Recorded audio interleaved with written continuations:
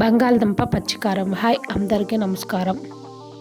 బంగాళదుంపలు తీసుకొని ఫిలప్ చేసుకోవాలి. మనకు నచ్చిన సైజులో కట్ చేసుకోవాలి.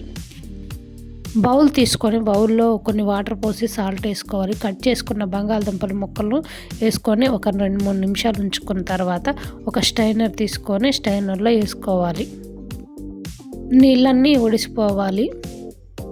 స్టవ్ వెలిగించుకొని బాండీ పెట్టుకొని ఆయిల్ వేసుకోవాలి. ఆయిల్ వేసుకున్న తర్వాత తాలింపు పెట్టుకోవాలి. తాలింపు తర్వాత కట్ చేసుకున్న ఉల్లిపాయలు తాలింపులో వేసుకోవాలి. ఉల్లిపాయలు కుక్ అయిన తర్వాత కట్ చేసుకున్న బంగాళదుంపల ముక్కలు కూడా తాలింపులు వేసుకోవాలి. సాల్ట్ పసుపు వేసుకొని కలుపుకోవాలి. పచ్చి కారం వేసుకుందాం. ఎండు కొబ్బరి, పచ్చిమిర్చి, అల్లం, జీలకర్ర, చిన్నులపాయలు, కరివేపాకు, సాల్ట్ ఇవన్నీ మిక్సీ పట్టుకోవాలి. పచ్చి కొబ్బరి కూడా వేసుకోవచ్చు. ఈ విధంగా మిక్సీ పట్టుకోవాలి. బంగాళదుంప అంతా కుక్ అయిందో లేదో చూద్దాం. ఒకటి అలా నొక్కితే తెలుస్తుంది కుక్ అయింది. మిక్సీ పట్టుకున్న పచ్చికారాన్ని బంగాళదుంపలో కలుపుకుందాం. కలుపుకున్న తర్వాత అంతా కలిసే విధంగా కలుపుకోవాలి. 2-3 నిమిషాలు కుక్ చేసుకోవాలి.